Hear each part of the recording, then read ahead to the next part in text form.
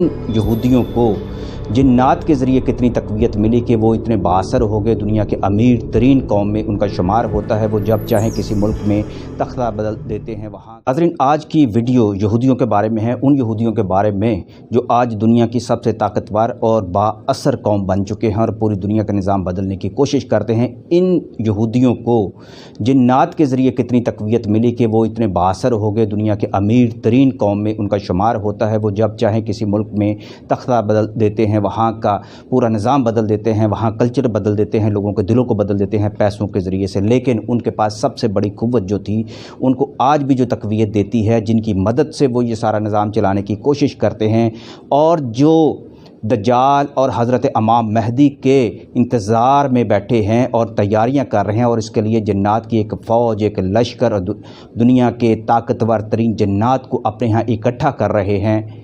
ये बड़ी अजीब बात आपको लगेगी, लेकिन उनके पास हज़रत सुलेमान अलैहिस्सलाम के दौर के जो जन्नात थे, आसफ़ बरखिया, उनकी नस्ल के जन्नात भी इसराइल में यहूदियों के अंदर मौजूद हैं। वो ख़ित्ते के मुख्तलिफ़ इलाक़ों में जहाँ जहाँ यहूदी रब्बी मौजूद हैं, वो इन जन्नात के ज़रिए से अमलियात और बहुत सारे मालूमात लेकर दुनिया का निज़ाम चलाने के लिए अपने उन 300 लोगों के हवाले करते हैं, उनको अपनी पॉलिसीज़ देते हैं जो दुनिया में अपना इक़्तिसादी निज़ाम और दफ़ाई निज़ाम और जंगों का निज़ाम और जितने भी खलफशार दुनिया में होता है, इस सब के लिए उसको इस्तेमाल करते हैं, उस हिकमत अमली को जो वो तय करते हैं। लेकिन ये मुमकिन हो भी नहीं पाती, क्योंकि इसके मुकाबले में बहुत सारे जिन्नात जो ईसाइयों के पास हैं, जो मुसलमानों के पास हैं, वो मज़ाहमत भी करते हैं।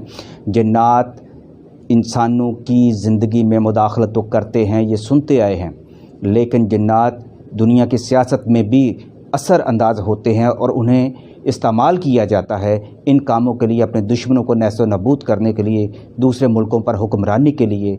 ये कहानी बड़ी अजीब है। आज की इस वीडियो में ज़रूर देखिएगा। मैं इंशाअल्लाह ताला आपके सामने वो वाक़यात बयान करने की कोशिश करूंगा जिन्हें मैं जानता हूं या जो मैंने रिसर्च की है। ये आम सी बात नहीं है। अगर आप तहकीक करें तो आप उस नुक्ते तक पहुंच सकते हैं कि यहूदियों की इतनी ताकत के पीछे, बाअसर होने के पीछे जिन्नात का क्या कमाल है, और वो आज भी इसको अकीदे के तौर पर, अपने एक ईमान के तौर पर इस क़ुव्वत को इस्तेमाल करते हैं, क्योंकि वो ये समझते हैं कि जिन्नात जो हैं वो उनका हक़ है। मुसलमानों के बाद अगर देखा जाए तो सबसे ज़्यादा जो जिन्नात पर यकीन रखते हैं या जिन्नात की क़ुव्वत को तस्खीर करके अपने लिए, अपनी दुनिया के लिए इस्तेमाल करते हैं, वो यहूदी हैं और वो बड़े मुनज़्ज़म हैं। और सबसे ज़्यादा अगर देखा जाए तो मुसलमानों से भी ज़्यादा यहूदी जो हैं जिन्नात के बारे में बहुत ज़्यादा पॉजिटिव हैं, कॉन्शियस हैं। वो कैसे हैं ये मैं आपको बताने लगा हूँ। आपको पता है हज़रत सुलेमान अलैहिस्सलाम जिन्नात भी उनके ताबे थे और उनके पास हर तरह के जिन्नात थे। जो सबसे शैतान सिफ्त जिन्नात थे वो भी आपके ताबे थे। आपने हैकले सुलेमानी तामीर किया, हज़रत दाऊद अलैहिस्सलाम के बाद आपने वादा किया था कि मैं इसको तामीर करूँगा। उसकी तामीर के लिए हज़रत सुलेमान अलैहिस्सलाम ने, कहा जाता है, सुना भी है आपने बहुत सारी, कि जिन्नात ने तामीर किया था। लेकिन तारीख़ की किताबों के अंदर ये चीज़ें भी मौजूद हैं। ये बहुत सारी बातें जो मेरे तक आई, पहले मैं उसकी आपकी मैं बात कर दूँ। मैं जैसे आपको बताता हूँ कि मेरे बाबा जी जो जिन्नात थे, जिनकी 1000 साल उम्र थी, और वहाँ जिस तबके के जिन्नात के साथ वो रहते हैं वो बड़े बरगज़ीदा हैं। वो नस्ल दर नस्ल सदियों पुराने जिन्नात की वो नस्लें हैं जिनके साथ वो रहते हैं, मदीना पाक में रहते हैं, वहीं इबादत करते हैं, वहीं उनकी तरबियत हुई और उनसे जब मुलाकातें होती हैं कोई ना कोई बात वो करते रहते हैं। 32 साल पहले जब मेरी उनसे मुलाकातें हुई तो एक दिन बैठे बैठे यकायक जो है ऐसा महसूस हुआ कि बाबा जी के अलावा और गाजी के अलावा और उनके चंद बेटों के अलावा यकायक कुछ और जिन्नात भी आ गए। बाबा जी एक मुख्तलिफ़ ज़बान में बोलने लग पड़े और उनका लहजा जो था बड़ा अग्रेसिव हो गया। उसके बाद वो चंद एक मिनट के बाद उन्होंने मुझसे कहा कि मैं ज़रा जाना चाहता हूँ वापसी पे, बेटा एक मसला हो गया। वो चले गए। अगले दिन वो नहीं आए, फिर अगले दिन आए तो हमने पूछा कि बाबा जी खैरियत थी? सब खैरियत है। वो थोड़ी सी, वो कहते हैं, बेटे जिस तरह आप लोगों के मामला चलते हैं इसी तरह हमारे लोगों के मसाइल भी बहुत ज़्यादा गंभीर हैं। खैर, उन्होंने कहा कि अगर तुम इस बात पर जो बहस नहीं करोगे तो मैं तुम्हें ये बताता हूँ। बड़े प्यार से उन्होंने मुझे कहा, क्योंकि वो देखते थे कि मैं नौजवान हूँ और कोई ना कोई सवाल, कोई ना कोई हुज्जत मैं कर देता हूँ, क्योंकि मैं बेयकीनी के आलम में था और मैं इन चीज़ों पर यकीन नहीं करता था। मैं हकीकत बयान कर रहा हूँ कि मुझे कभी कभी शुबा होता था, बेयकीनी का आलम था ना, क्योंकि दीनी तरबियत अच्छी तरह से नहीं हुई थी उस वक्त। اور عقیدے کی صحیح طرح سے پختگی نہیں تھی. وقت کے ساتھ ساتھ یہ چیزیں میری جان تبدیل ہوتی ہیں. جوانی میں انسان بہت زیادہ باغی بھی ہوتا ہے. تو لیکن بابا جی نے جو مجھے بات بتائی وہ کہنے لگے کہ آج میں تمہیں ایک بات بتاتا ہوں کہ مدینہ پاک کے پاس ایک بہت بڑا وسیع میدان ہے جہاں ہم جنات کی تربیت کرتے ہیں.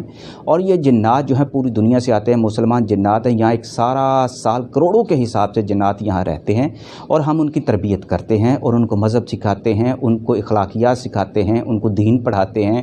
یہیں سے وہ حج کی تربیت بھی لیتے ہیں, عمرہ بھی کرتے ہیں. یہاں ان کی ڈیوٹیاں لگتی ہیں. کروڑوں کے حساب سے جنات ہیں جو مدینہ پاک کے پاس ہی ایک بستی کے اندر ایک بہت بڑی ایک میدان ہے جس کے اندر وہ بابا جی نے مجھے نام بتایا تھا. میں سچی بات بتا رہا ہوں کہ مجھے اس وقت میرے ذہن میں نہیں ہے کہ وہ اس وادی کا نام کیا تھا. البتہ وہ وادی جن نہیں تھی, یہ میں آپ کو بتا دوں. وادی جن کا نام ہوتا تو مجھے یاد آ جاتا. لیکن وہ بابا جی نے بتایا کہ ہمارے ہاں ایک بڑی ہماری بھی مجلس شورا ہے. ہم دنیا کے معاملات میں جو جنات کی طرف سے ہوتے ہیں ہم ان کو دیکھتے ہیں. دنیا میں چونکہ ایک قبائلی قسم کا نظام ہے, ہر علاقے کے جنات جو ہیں وہ وہاں ایک سردار ہوتا ہے, وہ مسلمان ہو غیر مسلم ہو یا کسی قوم کا بھی ہو, ان کا ایک نظام ہے. اسی نظام کے تحت, اسی سردار کے تحت وہ اپنا سارا نظام چلاتے ہیں. اور اسی طرح کا ایک معاملہ پیش آیا کہ اسرائیل کے یہودی کچھ جنات کی طرح سے کچھ شرارتیں ہوئیں, کیونکہ دنیا میں اس وقت انڈیا کے بعد اگر کوئی دنیا میں جنات پر باقاعدہ کہیں اور کو کام ہوتا ہے, لیکن انڈیا کے جنات کا معاملہ اور ہے. وہاں مشرکانہ کاموں کے ذریعے سے ہوتا ہے. زیادہ تر جو ہندو جنات اور کرسچن جنات وہاں انڈیا کے اندر زیادہ تر موجود ہیں. مسلمان جنات کی بھی بہت بڑی تعداد ہے جو وہاں کے مزارات کے علاوہ مختلف جگہ پر مقیم ہے. لیکن وہ ایک الگ سبجیکٹ جس پر میں الگ سے آپ سے میں بات کروں گا, اس کے بارے میں ڈیٹیل کے ساتھ میں بتاؤں گا آپ کو کہ کون سے وہاں مزارات ہیں, وہاں کون کون سی نسلوں کے جنات رہتے ہیں.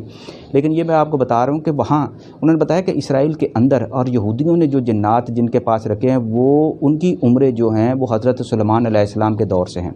اور وہ جو ان کے اندر ایک تجسس ہے, ایک ایسی ایک مہم کے پیچھے وہ لگے ہوئے ہیں کہ جس کی وجہ سے مسلمانوں کو پریشان کرتے ہیں. مسلمان جنات کو پکڑ بھی لیتے ہیں اور ان سے کوئی نہ کوئی باتیں اگلوانے کی کوشش کرتے ہیں. ناظرین یہ نقطہ میرا سمجھیے گا, یہ جو میں آگے جا کے بتاؤں گا اسی ایک تلاش جنات کو جس کام پر مامور کر کے جو عاملین ہیں, میں عاملین کا لفظ استعمال کروں گا, جو جنات کو تسخیر کرتے ہیں, چاہے وہ ربی ہوں یا علماء کرام ہوں یا ایک عامل ہوں.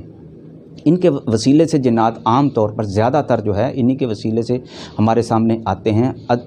یہ نہیں یکا کسی جن کا کسی طرح سامنے آ جانا. یہ کوئی ڈرامائی کہانی تو ہو سکتی ہے, کوئی فکشن ہو سکتا ہے, کوئی فلم ہو سکتی ہے, انسان کے تصورات ہوتے ہیں, لیکن ایسا اکا دکا ہی واقعات ہوتے ہیں. لیکن زیادہ تر انسان اپنے علم کی بنیاد پر ان کو دنیا کے اندر ظاہر کرتے ہیں, یہ ظاہر کرنے کی صلاحیت رکھتے ہیں, کیونکہ جنات ان کے بغیر آ نہیں سکتے.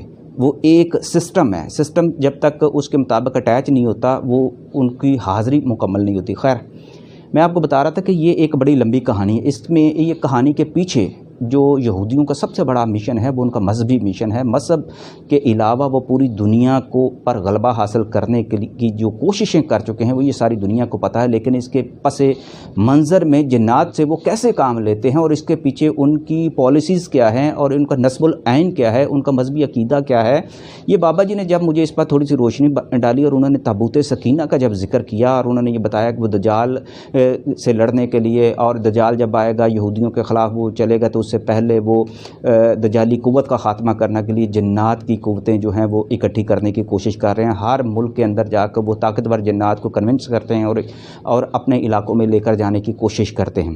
جس طرح ہمارے ہاں بھی ہوتا ہے کہ جب کسی کو کوئی باہر کے ملک سے کوئی امپریس کرتا ہے تو وہ امریکہ کا ویزا, یو کے کا ویزا, جرمنی کا ویزا لینے کے لیے وہاں کی نیشنلٹی بھی قبول کر لیتا ہے. اسی طرح اس مخلوق کے اندر بھی یہ چیز موجود ہے. تو یہ ایک ایسا مادہ تھا جس کی وجہ سے بہت زیادہ مسائل تھے بابا جی. تو میں نے بعد میں ریسرچ کرنا شروع کر دی, میرے ذہن کے اندر یہ بات بیٹھ گئی.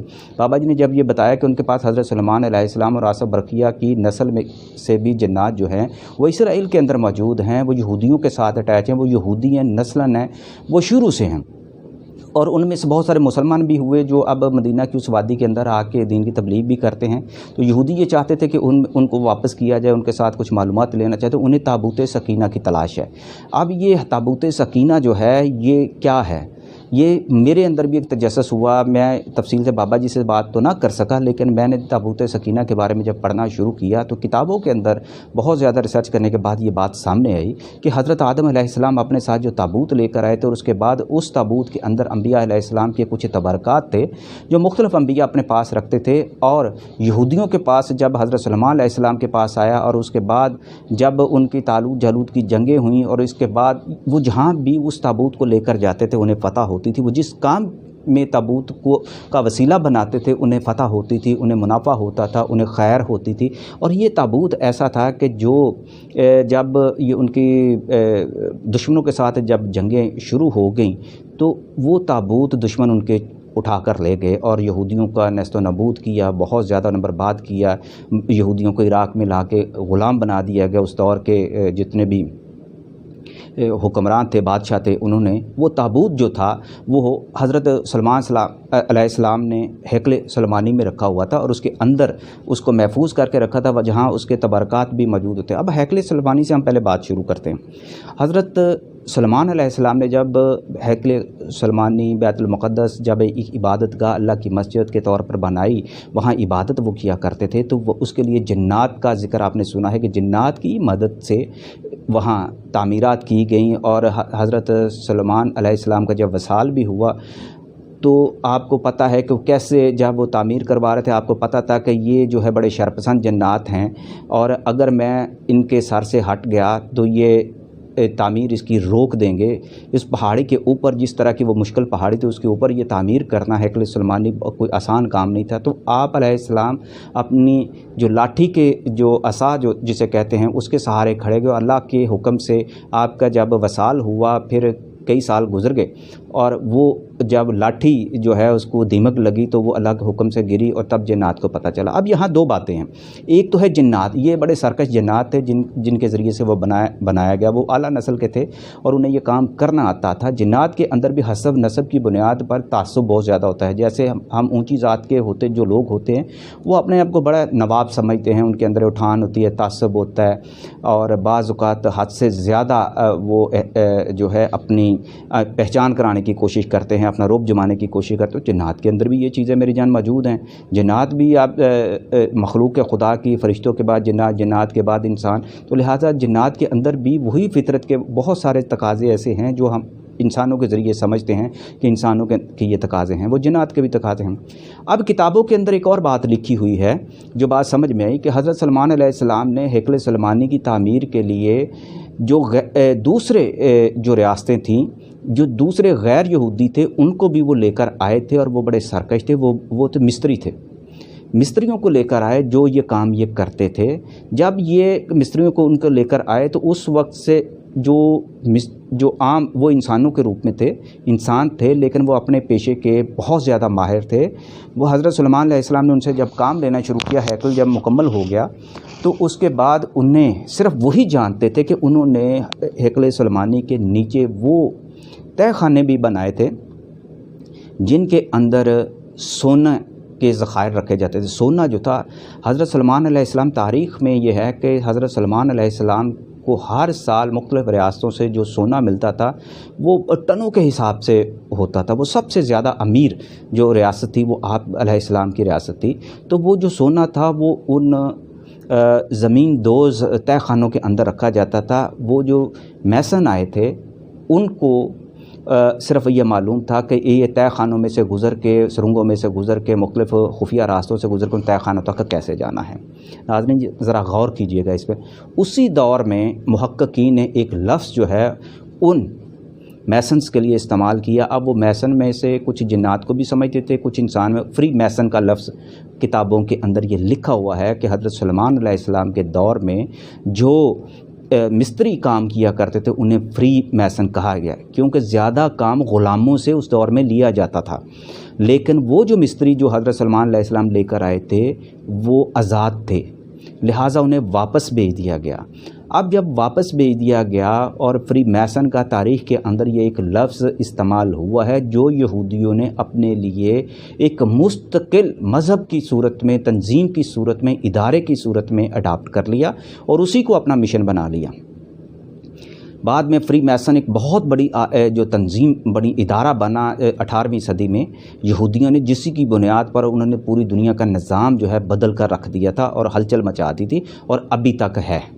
یہ تقریباً 3-4 صدیاں گزر چکی ہیں فری میسن کو، یہ اس پر میں آپ کو ڈیٹیل میں آگے جا کے میں بتاتا ہوں۔ اب وہ جو مستری وہاں جو آزاد مستری تھے وہ چلے گئے، ہیکل سلیمانی بنا کر چلے گئے، تو انہوں نے اپنے بیٹوں کو یہ راز بتانا شروع کر دیا کہ ہم نے جو حضرت سلمان علیہ السلام ہیں ان کے تہ خانوں کے اندر سونا رکھا ہے اور وہ راستہ کیا ہے، اس کے انہوں نے نقشے بنا کر اپنی نسل کو دیے، جو خاص جو ان کے جو معتبر تھے، جو ان کے لیڈر تھے، انہوں نے خاص طور پر جن کو ان کو نقشوں کو پتہ تھا، انہوں نے اپنی نسل کے سپرد کیے۔ اب یہ تاریخ یہ بتاتی ہے کہ اس دور کے بعد تقریباً 2 یا 3 ہزار یہ نسل در نسل وہ نقشے منتقل ہوتے گئے یہودیوں کے اسی خاندان کے پاس جنہیں فری میسن کہا گیا، انہی کے پاس وہ ہوتے تھے، اور تقریباً 2-2.5-3 ہزار سال کے بعد جا کے انہی کی نسل میں سے جب یہ یہودی تھوڑے سے تہذیب یافتہ ہوئے، مختلف مسائل میں سے، جنگوں میں سے گزرے، تباہیوں میں سے گزرے، انہی میں سے کچھ جو اسی خاندان کے جو نسل کے لوگ تھے وہ ہیکل سلیمانی تک پہنچے کسی طریقے سے یہودیوں کے مذہبی پیشوا بن کر۔ وہاں انہوں نے ان تہ خانوں کے اندر سے وہ سونا چرایا، اور اس سونا چرانے کے بعد انہوں نے دنیا میں مالیاتی بینکنگ کا نظام بنایا، یہ تاریخ میں لکھا ہوا ہے۔ اور اس کے ساتھ ہی انہوں نے ایک تنظیم بنائی جن نے نائٹ ٹیمپلرز کہا جاتا ہے۔ یہ نائٹ ٹیمپلرز ایک تنظیم تھی بظاہر جو لوگوں کی مدد کرتی تھی، کاروبار کو بڑھاتی تھی، اور لوگوں کو یہودیوں کے خلاف جو بھڑکتے تھے ان کا قلع قمع بھی کرتی تھی۔ فری میسن اس سے پہلے بن چکی تھی۔ اب یہ یہودیوں کی 2 تنظیمیں۔ اب پہلے میں آپ کو جو اس کا ٹیمپلرز کی بات کرتا ہوں، نائٹ ٹیمپلرز کی، جب یہ بڑی منظم ہو گئی، یہودیوں نے ایک نظام بینکنگ کا کر کے اسی سونے میں سے، اب یہ چیزیں آپ دیکھیں، ہیکل سلیمانی بنتا ہے، بنانے والے کون تھے؟ ان کو فری میسن کہا گیا، اور یہ تقریباً 900 قبل مسیح کی بات ہے، حضرت عیسیٰ کی پیدائش سے 900 سال پہلے کی یہ باتیں ہیں، یہ میں تب کی بات ہے۔ اب وہاں سے ایک سلسلہ چلتا ہے، یہودی اسی عقیدے کے اوپر گامزن ہے، اس کے بعد نائٹ ٹیمپلرز بنتے ہیں، اس کے بعد دنیا کا وہ نظام چلاتے ہیں بینکنگ کا، وہ سارا پیسہ سارا سونا وہاں سے چراتے ہیں ہیکل سلیمانی کے اندر سے۔ اب اس پر ایک مزاحمت شروع ہو جاتی ہے کیتھولک کرسچنز کی، ان کیتھولک اور یہ مختلف، میں مذہب کے حوالے سے زیادہ بات نہیں کرنا چاہتا، نہ ہی سیاست کے انسائڈ جانا چاہتا ہوں، لیکن آپ وہاں سے ان کی عیسائیوں اور یہودیوں کے درمیان ایک جنگ شروع ہو جاتی ہے، بینکنگ نظام، سرمایہ کاری کا نظام جب دنیا میں آتا ہے، ساتھ یہ شروع ہو جاتی ہیں، کانسپریسیز ڈیولپ ہوتی ہیں، یہودی پھر یہودیوں کے خلاف جب یہ کرسچنز پہ چلتے ہیں، پھر جنگیں ہوتی ہیں، کرسیڈز ہوتے ہیں، سب کچھ ہونا شروع ہو جاتا ہے، یہودیوں کے ساتھ زیادتیاں بھی ہوتی ہیں بہت زیادہ۔ یہ نائٹ ٹیمپلرز ایک بہت بااثر تنظیم بن جاتی ہے، اور اس کے بعد فری میسن اس کے ساتھ تعاون بھی کرتی ہے۔ اب یہ تنظیمیں چلتی جاتی ہیں، ان کا ایک عقیدہ ڈیولپ ہوتا ہے، ان کے ساتھ وہ ربی ہوتے ہیں۔ ربی کون تھے؟ ربی وہ جو یہودیوں کے مذہبی پیشوا ہیں، جس طرح ہمارے ہاں مولوی کہہ لیتے ہیں، علماء کہتے ہیں، اسی طرح جو ربی ہیں وہ چونکہ وحدت پہ یقین رکھتے ہیں، اللہ کو ایک مانتے ہیں، توحید کے قائل ہیں، ان کے عقائد جو ہیں توحید کے حوالے سے مسلمانوں کے بہت زیادہ قریب ہیں، خدا کو وحدہ لا شریک سمجھتے ہیں، لیکن ان کو یہ پتہ ہے کہ ہیکل سلیمانی کی تعمیر کے پیچھے جنات تھے، آصف برقیہ کی نسل میں سے بھی ان کے پاس جنات تھے، لہٰذا ان کے ساتھ مل کر وہ ایک نیا قانون، ایک نیا نظام تخلیق کرنا شروع کر دیتے ہیں۔ آپ کو یہ میں بتا دوں کہ جتنے یہودی ربی ہوتے ہیں ان کے لیے مذہبی تعلیم کے علاوہ مخفی تعلیم، جسے وہ روحانی تعلیم جسے ہم کہتے ہیں، وہ ضروری ہے۔ جنات کو کیسے قابو کرنا ہے، جنات کے عملیات کیسے کرنے ہیں، جنات کے لیے چلے کیسے کاٹنا ہے، یہ ہر ربی جو بڑا ربی ہے اس کے لیے فرض ہے، کسی کو بھی اس کے بغیر وہ ربی تسلیم نہیں کرتے۔ موجودہ دور میں جب جدید دور میں آ کے کچھ چیزیں اب بدل رہی ہیں، اسرائیل کے اندر بھی بدل رہی ہیں، ان کے اندر بھی مذہبی اختلافات ہو رہے ہیں، لیکن جو ربی ہے، جو پکا ہے، جو یہودی پکا یہودی ہے، جو یہودیت پر یقین رکھتا ہے اور فری میسن کا حصہ ہے اور نائٹ ٹیمپلرز کا حصہ ہے، یہ سب مل کر اس پوری دنیا کا نظام چلا رہے ہیں۔ وہ دنیا کو واپس اسی نظام پر لے کر آنا چاہتے ہیں۔ وہ کہتے ہیں ہم سپریم ہیں، ہم سب سے پہلی قوم ہیں، ہمیں من و سلوہ اللہ پاک نے عطا کیا، ہم اللہ تعالیٰ کے زیادہ عزیز ہیں، ہمیں اللہ تعالیٰ ज़्यादा चहेता समझते हैं और हमारे ज़्यादा अंबिया की तादाद हमारी ज़्यादा है, हमें ज़्यादा ये फ़ौक़ियत मिलनी चाहिए, आज भी हम दुनिया का निज़ाम चलाएंगे।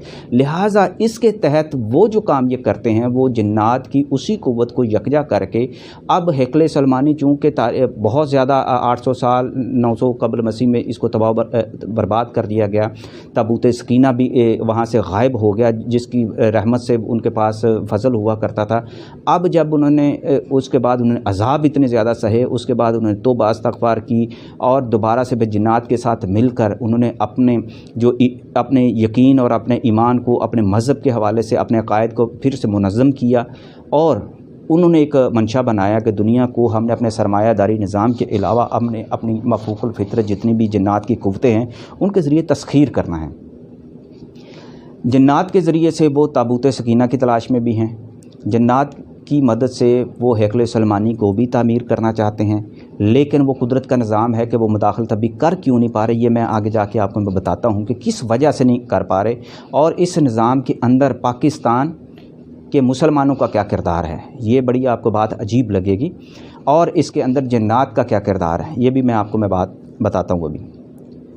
अब ये है कि जो यहूदी हैं उन्होंने एक मुनज़्ज़म साजिश की, तो आज से 100 साल पहले उनकी ये साजिश एक बेनकाब हो गई। जो एलुमिनी के नाम से उनके कुछ डॉक्यूमेंट्स जो थे वो लीक हो गए, वो उसके अंदर जो फ्री मैसन और नाइट टेम्पलर्स के कुछ इनके जितनी क़यादत थी, क़यादत में वो उन लोगों को अपने साथ रखते थे जो किसी भी मुल्क के अंदर बाअसर हैं। कई मुल्कों के हुक्मरान, कई मुल्कों की फ़ौज के लोग, फ़ौज उसमें शामिल होती, सियासतदान होते थे, वकील होते थे, डॉक्टर होते थे। सोशल नेटवर्क इनका बहुत ज़्यादा था। ये NGOs के तौर पर काम करते, सोसाइटी के अंदर जाके ये घुस जाते थे वहाँ जाके और अपने फ्री मैसन के हर मेंबर को शराब ज़रूर पिलाते थे। शराब इनका एक हिस्सा था। पाकिस्तान के अंदर भी कराची और लाहौर के अंदर फ्री मैसन का बहुत बड़ा एक नेटवर्क था, जिसे पाकिस्तान ने तो खैर फिर इसको बैन कर दिया और ख़ास तौर पर ये लिखा कि फ़ौज का और अदलिया का और कुछ और इदारों के जो लोग हैं फ्री मैसन के मेंबर्स नहीं बन सकते। ये पाकिस्तान ने इस पर बड़ा सख्त एक्शन लेके इसका कलाकुमा किया था, लेकिन उससे पहले जो पाकिस्तान के अंदर फ्री मैसन की जो तहरीकें चलती रहीं, आज भी सुना है कि तहरीक जो फ्री मैसन जो है वो उसका पाकिस्तान के अंदर आज भी बहुत ज़्यादा असर रसूख है। ख़ास तौर पर NGOs के रूप में जो काम करवाते हैं वो बहुत ज़्यादा मौजूद है। ये हमारे इदारे इस पर ज़्यादा बेहतर तरीके से जानते हैं। मेरा मकसद तो ये है कि फ्री मैसन हो, नाइट टेम्पलर्स हो या इनका यहूदियों के रबी, इनका आपस में जो इश्तराक है उसके साथ वो अपनी रूहानी शैतानी, जिन्हें में शैतानी कुव्वतें कहना चाहिए, उनको साथ मिलाकर वो मुसलमानों के ख़िलाफ़, ईसाइयों के ख़िलाफ़ और पूरी दुनिया के निज़ाम को अपनी मुट्ठी में लेना चाहते हैं। अब ये बात जो है ये आम तौर पर इसमें जिन्नात का कहाँ से ताल्लुक़ जो है निकल आता है। अब ये जिन्नात जब वहाँ के रबी उनको अपने मकासद के लिए इस्तेमाल करते हैं और उनके ज़रिए से उन्होंने अपनी पूरी दुनिया में अपने सफारतकारों को और अपने NGOs को पूरी दुनिया में डिप्लॉय किया हुआ है कि किसी तरह ताबूत सकीना का पता करो। ताबूत सकीना के बारे में ये भी कहा जाता है कि अल्लाह ताला ने अपने उसको ऊपर उठा लिया और गायब कर दिया, वो अभी तक मिल नहीं सका, क्योंकि जो यहूदी हैं उस ताबूत सकीना को हैकले सलमानी तामीर करके उसी मुकाम पर रख कर दुनिया का निज़ाम बनाना चाहते हैं और हर दुनिया के अंदर, दुनिया के तमाम मुल्कों के अंदर अपने नुमाइंदे मुकर्रर करके उनके ज़रिए वो हुकूमत करना चाहते हैं। ये उनका एजेंडा है और ये बहुत सारी कॉन्स्पिरेसी थीरीज़ जो हैं ये इनके बारे में हम बात करते हैं, किताबों के अंदर, वीडियोज़ के अंदर भी आपको मिल जाएंगी कि इस पर जो यहूदी हैं वो कितने टची हैं और बड़ी हसासियत के साथ, बड़ी तेज़ी के साथ खरबों डॉलर जो हैं वो इस्तेमाल करते हैं और इसी के निज़ाम को आगे लेकर चलने की कोशिश करते हैं। मैं आपको ये बताऊं कि बहुत सारे जो सफ़ीर हैं पाकिस्तान के अंदर भी जब आते हैं, उनके कौंसलेट जनरल जो होते हैं, जो उनके अताशी होते हैं, वो पाकिस्तान में मुख्तलिफ़ इलाकों के अंदर मज़ारात पर बढ़ा जाते हैं। ये भी एक कहानी है। उस मज़ारात पर जाने के पीछे भी उनको सूफिया से क्या ताल्लुक़ है, उनका सूफिया से बुनियादी तौर पर यही ताल्लुक़ है, वो उन अलूम मख्फ़ी की ताकत हासिल करना चाहते हैं, वो उन मकामात का पता करना चाहते हैं जो रूहानी तौर पर या जिन्नात के जहाँ बसेरे हों, जहाँ या पुरसरार ताकत के जहाँ बसेरे हों, वो उन तक उनकी रसाई हो और वो इसके ज़रिए वो सारी इन्फॉर्मेशन आप यहूदियों को वापस भेजते हैं कि किन इलाकों में कहाँ। ये CIA के एजेंट अपनी जगह होते हैं, लेकिन ये उनकी جو शैतानी कुव्वतें हैं जो यहूदियों की, ये उनके भी आलाकार हैं, ये उनको भी रिपोर्टें देते हैं कि फ़लाँ मज़ारात हैं, उनके रूहानी कुव्वतें कितनी हैं, और पाकिस्तान के अंदर जो रूहानी तौर पर सूफ़ीज़म के हवाले से कितने लोग, कौन से ज़्यादा बाअसर लोग हैं, ये उन तक रसाई भी हासिल करने की फिर कोशिश करते हैं। और इसके पीछे मकसद वही है जो मैंने पहले आपको अर्ज़ किया। मेरी जान आगे चलते हैं। हेकल सलमानी और बैतुल मुक़द्दस के साथ एक दीवार है जिसे दीवार गरिया कहते हैं।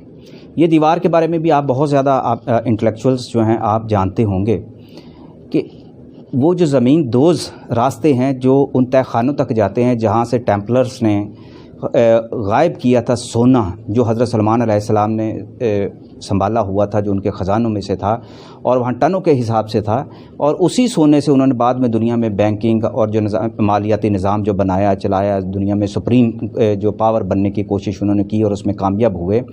उसके रास्ते उसके पास दीवार गरिया के पास आज भी वो कुआं मौजूद है जहाँ से उसके ज़मीन दोज़ जो है वो तय खानों को रास्ता जाता है। और वहाँ मैंने ये सुना है और मैंने जो जिन्नात की ज़रिए से ही सुना है, बाबा जी ने एक दफ़ा ज़िक्र किया था कि वहाँ जो उनके जिन्नात पहरा देते हैं दीवार गरिया के पास। मैं इस पर ज़्यादा मज़ीद बात नहीं करना चाहता क्योंकि बहुत सारी चीज़ें नाज़ुक हैं मज़हब और अक़ीदे के हवाले से।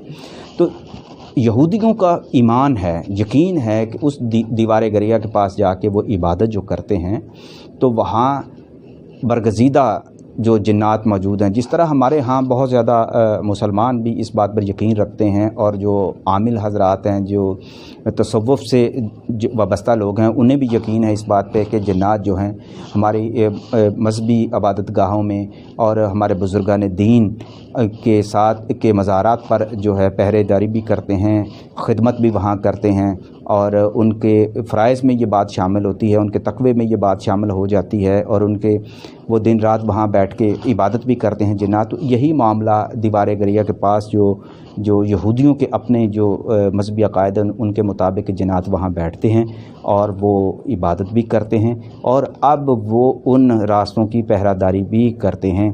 यहूदी इस मामले में बहुत टची हैं और उन ताबूतों तक पहुँचना अब नामुमकिनात में से है।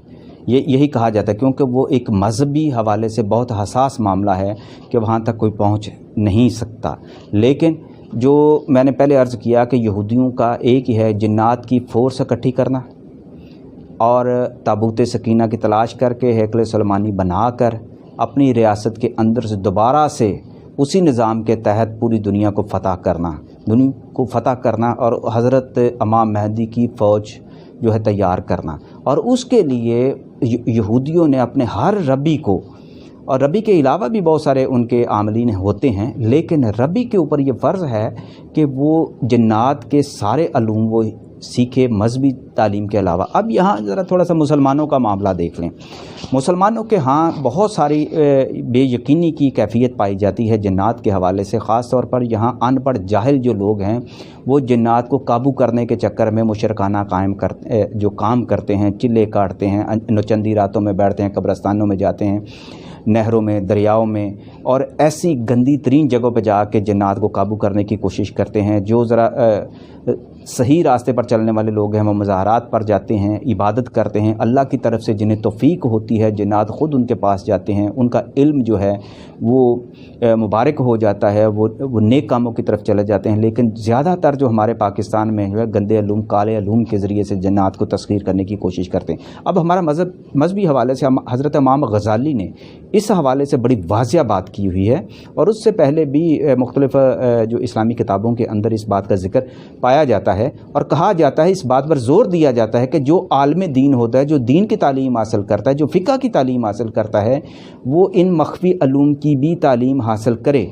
जो ऐसी तालीम और जो आमिल है, जो अमलियात के ज़रिए से इल्म जफ़र सीखता है, इल्म सहर सीखता है और ये जिन्नात के अलूम सीखता है, इल्मुल अदाद का इल्म सीखता है, उसके लिए मज़हबी तालीम हासिल करना उतना ही ज़रूरी है जितना वो दूसरे इल्म हासिल करता है। लिहाजा एक आमिल हो उसके लिए मज़हबी तालीम हासिल करना ज़रूरी है और जो आलिम है उसके लिए मख्फ़ी अलूम की तालीम हासिल करना ज़रूरी है। इमाम गज़ाली ने ऐसे लोगों के बारे में बड़ा सख्त कलमात कहे हैं कि अगर ये लोग अगर یہ اپنی مکمل تعلیم حاصل نہ کریں تو ان کو مناسب وہ نہیں سمجھتے. لہٰذا مسلمانوں کے ہاں جو اس پر زور کم دیا جاتا ہے وہ دونوں علم کو الگ الگ کرتے ہیں، لیکن یہ مکمل طور پر بھی ایسا نہیں ہے. بہت سارے مذہبی تعلیمی ادارے ایسے ہیں جو صوفیانہ تعلیم کے ساتھ ساتھ وظائف کی تعلیم، روحانی تربیت بھی دیتے ہیں. جیسے میں آپ کے سامنے ایک میں ذکر کر دیتا ہوں کہ تقسیم پاکستان سے پہلے سے لے کر اب تک دیوبند ایک مکتبہ فکر ہے جو انڈیا میں ان کی بہت بڑی جامعہ تھی، اور ان کے مکتبہ فکر کے پوری دنیا میں جو علماء موجود ہیں، لوگ موجود ہیں، اسکالرز موجود ہیں، ڈاکٹرز ہیں دیوبندی جو ہیں، جج ہیں، وکلاء ہیں، انجینئرز ہیں، فوج کے اندر ہیں. دیوبندی فکر رکھنے والے وہ جو لوگ ہیں وہ بھی تصوف کے حوالے سے بہت کامل لوگ بن جاتے ہیں. بہت سارے ہمارے ایسے مکتبہ فکر کے جو لوگ ہیں وہ ایسی تعلیمات حاصل کرتے. دیوبند کے حوالے سے معروف ہے کہ وہاں جنات بھی تعلیم حاصل کیا کرتے تھے، اور اس حوالے سے بڑی کتابوں کے اندر ان کے بڑی نامور شخصیات نے ان کے حوالے پڑھے لکھے عالم جو تھے اور فقیہ تھے، انہوں نے یہ لکھا ہے کہ جنات وہاں تعلیم حاصل کرنے آیا کرتے تھے، کیسے ان کو تعلیم دی جاتی تھی، کس طرح وہ پڑھتے تھے، پھر وہ اپنی واپس جایا کرتے تھے، اپنی دنیا کے اندر جاتے تھے، وہاں جا کے قرآن کی، حدیث کی ساری تعلیم دیا کرتے تھے. دیوبند میں دنیاوی اور دینی دونوں تعلیم کے لیے اہتمام ہوتا تھا. دیوبند سے پڑھنے والے جو ہے وہ مختلف طبقات کے اندر، مختلف پروفیشنز کے اندر بھی جاتے رہے ہیں. اب جب پاکستان بن گیا تو یہاں بھی پاکستان کے اندر جامعہ اشرفیہ کے نام سے لاہور کے اندر بہت بڑی ایک درسگاہ موجود ہے جو یہاں تعمیر کی گئی، اور حضرت مولانا اشرف تھانوی کے جو خلیفہ تھے حضرت مولانا حسن اشرفی، مولانا محمد حسن اشرفی، انہوں نے اس کو تعمیر کیا. اور یہاں وہ خود ایک بہت بڑی بزرگ شخصیت ہے مولانا حسن جو تھے، اور ان کے پاس بھی صاحب کرامات تھے، ان کے پاس بھی جنات آیا کرتے تھے. مولانا محمد اشرفی کا جو فیض تھا وہ سارے کا سارا ان کے پاس تھا. جامعہ اشرفیہ دیوبند کی بہت بڑا تعلیمی ادارہ ہے جہاں سے پڑھنے والوں میں جج بھی بنے، وکیل بھی بنے، ڈاکٹر بھی بنے، حکمران بھی بنے، سیاستدان بھی بنے، فوج کے اندر ہیں. ہر مکتبہ فکر کے اور ہر پیشے کے اندر جو ہے جامعہ اشرفیہ کے اسٹوڈنٹس موجود ہیں. اور جامعہ اشرفیہ کی خصوصیت یہ ہے کہ ابھی تک وہاں انہوں نے ایک الگ سے ایک ڈپارٹمنٹ بنایا ہوا ہے کہ جہاں جو طلباء کو اس کی تعلیم دی جاتی ہے، باقاعدہ جو اس کے اندر زیادہ دلچسپی لیتے ہیں ان کو تعلیم دی جاتی ہے، تصوف کی تعلیم دی جاتی ہے، پھر ان کو ذکر اذکار اور وظائف کی طرف لایا جاتا ہے، پھر ان کی تربیت باقاعدہ کی جاتی ہے. اور ابھی تک وہاں پر جیسے دارالفتاویٰ ہے ان کے جامعہ اشرفیہ کے ایک الگ شعبہ ہے، اسی طرح ان کا دم درود کرنے کا اور جنات کا علاج کرنے والے بہت سارے لاکھوں لوگ جو ہیں ہر سال وہاں جاتے ہیں، ان کا علاج کرتے ہیں. اور پوری اپنی مذہبی تعلیمات کی روشنی میں رہتے ہوئے وہ جادو ٹونے اور جنات کا جو علاج کرنے میں ان کا بہت زیادہ کمال ہے. اب آپ دیکھیں پاکستان کے اندر چند ایک ادارے ایسے ہیں جو یہ ایسا کام کرتے ہیں، اور بھی بہت سارے ادارے ہوں گے اور جن کے بارے میں پھر کبھی انشاءاللہ آپ سے میں بعد بار کے کسی ادارے کے جو محتمم ہیں ان سے میں بات بھی کرواؤں گا، ان کی زبانی میں آپ کو یہ سناؤں گا. یہ بات میں اس لیے کر رہا ہوں کہ برے صغیر میں چند ایک اداروں میں جامعہ اشرفیہ کا بہت بڑا نام تھا، لیکن یہ بہت کم ہے. اب آپ دیکھیں اس کے مقابلے میں جو اسرائیل کے اندر بہت زیادہ مذہبی انہوں نے ادارے قائم کیے ہیں جہاں ربی ان کے بنتے ہیں، ربیوں کو وہ باقاعدہ ان ایسی تعلیمات دیتے ہیں، اور اس ایسی تعلیمات دینے کے لیے ان کے لیے پورا نظام ان کا کام کرتا ہے. ان کے فری میسن سے لے کے ان کا پوری دنیا کا نظام چلانے والے جتنے لوگ ہیں ان کو اسکالرشپس دیتے ہیں، اور وہ سیکھتے ہیں کیونکہ ان کا ایک ہی مقصد ہے کہ ہم نے دنیا کو فتح کرنا ہے، ہم نے دنیا پر راج کرنا ہے، ہم نے تابوت سکینہ لے کر آنا ہے، ہم نے دجال کے خلاف کھڑے ہونا ہے، حضرت امام مہدی کے لیے ہم نے فوج تیار کرنی ہے، ہم پوری دنیا کے اندر جتنے مسلمان ممالک ہیں ہم نے ان کے اندر اپنے بندوں کو استقامت دے کر وہاں کا نظام تبدیل کرنا ہے. اور اس کے لیے وہ جنات کی فورس کو ہر طریقے سے استعمال کرنے کے لیے تیار ہوتے ہیں. لیکن ان کے جنات اس میں کامیاب کیوں نہیں ہوتے؟ جیسا میں نے آپ کو بتایا کیوں نہیں کامیاب ہو جاتے اگر جنات اتنے طاقتور ہیں اور اسرائیلی جو ہے پیسے کے اعتبار سے، اپنی فوج کے اعتبار سے، اپنے ٹیکٹس کے اعتبار سے، اپنی سازشوں کے اعتبار سے اتنے طاقتور ہو چکے ہیں، تو وہ کامیاب کیوں نہیں ہوتے؟ یہ خدا کا نظام ہے. خدا کی حکمت ہے. ادھر بھی تو مسلمان جنات موجود ہیں. جب وہ ان کے جنات کو ایسی حرکت کرتے ہیں تو یہاں مسلمان جنات بھی اپنے پاکستان کی اور اپنے مسلمان انسانوں کی خدمت کے لیے اور ان کی حفاظت کے لیے یہاں موجود ہوتے ہیں. وہ اپنے نظام کے اندر رہتے ہوئے ان کا مقابلہ کرتے ہیں اور ان کو نیست و نابود کرتے ہیں, ان کی سازشوں کا ناکام کرتے ہیں. یہ قدرت کا ایک نظام ہے کہ جس میں وہ ابھی تک کامیاب نہیں ہو سکے. جس طرح اسرائیل اپنی سازشیں کرتا ہے تو ادھر ہمارے مسلمان طاقتیں بھی جو ہیں وہ مقابلہ کرتی ہیں. ان کی اگر ایجنسیاں کام کرتی ہیں, موساد اگر کوئی حرکت کرتی ہے تو ادھر سے ISI اپنا کام کرتی ہے. مقابلہ جاری ہے. یہ مقابلہ کب تک ہوگا, کیسے ہوگا, کون کامیاب ہوگا, یہ یقیناً اللہ بہتر جانتا ہے. یا آپ اس بارے میں اپنی رائے رکھ سکتے ہیں, بتا سکتے ہیں. لیکن اس میں جو سب سے اہم نقطہ وہ ہے کہ یہ صرف انسانوں کی جنگ نہیں ہے دنیا کو فتح کرنے کے لیے. انسان اپنے جس طرح اسلحہ استعمال کرتا ہے, اپنے ظاہری اسباب کو, وسائل کو استعمال کرتا ہے انسانوں کو مسخر کرنے کے لیے, دنیا پر قبضے کرنے کے لیے, اسی طرح وہ جنات کو بھی استعمال کرتا ہے. جنات اس کے ساتھ جاتے ہیں. جنات کی اپنی ایک رجحان ہوتا ہے کہ وہ کہاں تک ان کے ساتھ جا سکتے ہیں. اور یہودی اس معاملے میں بہت آگے ہیں, مسلمانوں سے بہت آگے ہیں. اور آنے والے وقت میں کچھ بھی ہو سکتا ہے کیونکہ انہوں نے اپنے ریسرچ سینٹرز بنائے ہوئے ہیں بہت زیادہ. قرآن پاک پر جتنی وہ تحقیق کر رہے ہیں, قرآن پاک کے ایک لفظ کی تفسیر کے علاوہ قرآن پاک پر مکمل جامعیت کے ساتھ وہ یہودی جو ہیں وہ ریسرچ کر رہے ہیں تاکہ مسلمانوں کی خامیوں کو تلاش کیا جا سکے اور مسلمانوں پر غلبہ پانے کے لیے ان کے پاس زیادہ سے زیادہ تدبر کی قوت آ جائے, ان کے پاس زیادہ جو ہے عقل سلیم آ جائے کہ وہ اس کے ذریعے سے وہ مسلمانوں کو مسخر کرنے کی جو ہے قوت پیدا کر لیں. اب یہ مسلمانوں کو ہوش لینا ہے, مسلمانوں کو یہ سوچنا ہے کہ دنیا کے ظاہری اسباب ہی سارے کام نہیں آئیں گے. دنیا میں جو اسلحہ ہے, ایٹم بم ہے یا کانسپریسی تھیریز ہیں, یہی کام نہیں آئیں گے. کچھ اور بھی ہے. یہ ہمارے ارد گرد جو چل رہا ہے, جو ہمیں نظر نہیں آتا, ان قوتوں کو بھی ہم نے استعمال کرنا ہے. لیکن کس طرح یہ سوچنا ہوگا اور اس کے لیے اپنے تعلیمی نظام کے اندر, مذہبی نظام کے اندر, خاص طور پر جو ہمارے مدارس ہیں اس کے اندر طلباء کی تربیت کرنی ہوگی. انہیں یہ اسلوب سکھانے ہوں گے. انہیں قرآن کے ساتھ اور قرآن کی تعلیم کے ساتھ یہ صوفیانہ اور جو مخفی علوم ہیں, جو وظائف ہیں, ان کی قوت سے بھی مالا مال کرنا پڑے گا تاکہ پاکستان کے اندر بھی زیادہ سے زیادہ روحانی فورس جو ہے وہ زیادہ پیدا ہو سکے. امید ہے آج کی یہ ویڈیو ہو تو ذرا تفصیلی گئی. امید ہے آپ پسند کریں گے. ریسرچ کرنے والے جو طلباء کے لیے یہ بڑی امید افزا بات ہوگی. وہ میری اس بات سے لے کر آگے ریسرچ کریں تاکہ یہ چراغ سے چراغ جلتا رہے اور ہم کسی نتیجے پر پہنچیں. ہو سکتا ہے اس سے آنے والے وقت میں کسی نہ کسی کو زیادہ فائدہ پہنچے اور وہ زیادہ بہتر ریسرچ کر سکے. بہت بہت شکریہ. ناظرین, اگر آپ کو یہ ویڈیو پسند آئی تو ہمارے چینل انقلابی کو لائک اور سبسکرائب کریں تاکہ آپ کو آنے والی ویڈیوز وقت پر مل سکیں.